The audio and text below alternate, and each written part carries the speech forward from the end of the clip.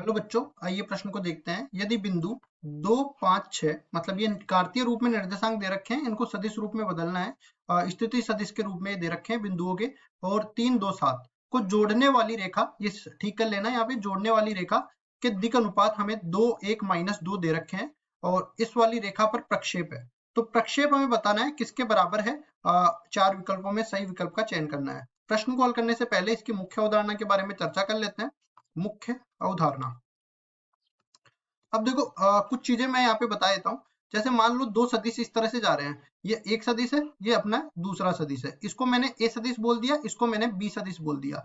अभी देखो, मेरे को बी का प्रक्षेप ए पर डालना है। तो जिस पर डालना होता है उसको इस तरह से, मान लो इस तरह से अपने पास कोई रोशनी आ रही है, यहाँ पे टॉर्च का उजाला मैं डाल रहा हूँ, तो इसकी छाया ए पर जितनी गिरेगी ना, वो इसका प्रक्षेप कहलाएगा। और केवल परिमाण निकाल रहा हूँ मैं, सदिश नहीं निकाल रहा। तो कैसे करेंगे कि बी का ए पर प्रक्षेप, बी सदिश का ए सदिश पर प्रक्षेप, इसका सूत्र होता है, ये अपने पास बराबर हो जाता है किसके, पहले तो ए सदिश और बी सदिश का अदिश गुणा ले लेंगे और इसमें भाग दे देंगे जिस सदिश पर अपन निकाल रहे हैं वो उस सदिश के परिमाण का।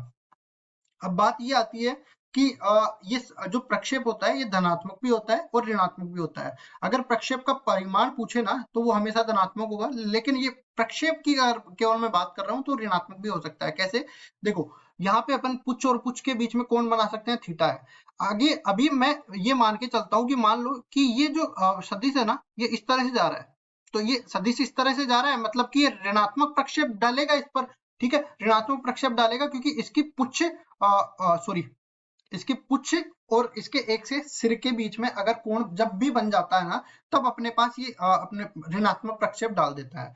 तो वो अपन यहीं पे पढ़ लेंगे। और जैसा कि हमें यहाँ पे विकल्पों में दे रखा है कहीं पे भी ऋणात्मक प्रक्षेप नहीं है, तो हम लोग ये मान के चलते हैं कि ये केवल प्रक्षेप का परिमाण पूछ रहा है। तो जो भी चाहे धनात्मक आए चाहे ऋणात्मक आए, उसका मापांक लेने के बाद उसको हम लोग धनात्मक बता देंगे कि यही प्रक्षेप है। अब देखो इसको समझ लेते हैं। सवाल में जैसा कि हमें दिया गया है, पहले तो एक रेखा है जिसके दिक् अनुपात अपने को दे रखे हैं। पहले तो मैं ये रेखा बना देता हूँ। इस रेखा को मैं एल नाम दे देता हूँ और इसके जो दिक् अनुपात है उसको मैं ए सदिश से व्यक्त कर देता हूँ। ए सदिश इसके दिक् अनुपात कितने हैं, 2, 1, -2। तो इसको सदिश रूप में लिखेंगे 2i के प्लस में जे के माइनस में 2 के। उसके बाद में हमें बोला गया है कि एक दूसरी रेखा है जिसके बिंदु हमें दे रखे हैं। ये एक बिंदु हो गया और ये दूसरा बिंदु हो गया। ठीक है, तो ये अपने पास इस बिंदु के जो है स्थिति सदिश 2, 5, 6 से निरूपित है और इसके अपने पास 3, 2, 7 से निरूपित है। तो स्थिति सदिश है तो सदिश का निर्माण कर सकता हूं मैं। ये ए बिंदु बोल देता हूँ, ये बी बिंदु बोल देता हूँ, और ये जो पूरा सदिश का निर्माण होगा उसके दिक् अनुपातों के बना सदिश में बी सदिश से व्यक्त कर देता हूँ। तो देखो क्या कर देते हैं, अंतिम सदिश में से प्रारंभिक सदिश घटा देते हैं। तो बी में से ए के बी सदिश के स्थिति सदिश बी के स्थिति सदिश में से ए का स्थिति सदिश घटा देंगे। तो 3 - 2 कितना बनेगा, ये अपने पास बन जाएगा 1 के बराबर। तो आई कैप हो जाएगा 2 - 5 -3 जे कैप हो जाएगा। इसी तरह 7 - 6 प्लस का के कैप हो जाएगा। अब हमें करना क्या है कि बी सदिश का ए सदिश पर प्रक्षेप ज्ञात करना है। तो प्रक्षेप ज्ञात करने के लिए पहले तो इनका अदिश गुणा करना पड़ेगा और फिर ए सदिश का इसमें भाग दे देंगे परिमाण का। तो इधर अपने पास आ जाएगा बी सदिश का ए सदिश के साथ अदिश गुणा और ए सदिश के परिमाण का यहाँ पे भाग दे दिया, तो वही अपने पास प्रक्षेप आ गया। तो यहाँ पे सीधा मैं लिख देता हूँ, प्रक्षेप का मान हम लोग निकाल रहे हैं। तो ये अपने पास आ जाएगा। देखो बी सदिश कितना निकाला मैंने, आई कैप माइनस 3 जे कैप प्लस के कैप, आई कैप माइनस में 3 जे कैप प्लस के कैप।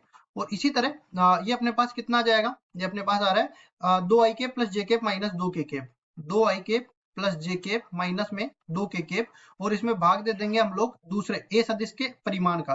तो 2 का वर्ग आई कैप के गुणांक का वर्ग प्लस जे कैप के गुणांक का वर्ग प्लस के कैप के गुणांक का वर्ग, और इस पूरे का आ जाएगा वर्गमूल। अब इसको आगे सरल करते हैं। तो देखो संगत घटकों को आपस में गुणा कर देंगे। आई कैप के गुणांक को आई कैप के गुणांक से गुणा करेंगे 2 के बराबर, फिर जे कैप के गुणांक को जे कैप के गुणांक से गुणा करेंगे -3 के बराबर, फिर के कैप के गुणांक को के कैप के गुणांक से गुणा करेंगे -2 के बराबर। और नीचे भी इसी तरह अपने पास आ जाएगा 4 + 1 और प्लस में 4 और इस पूरे का वर्गमूल।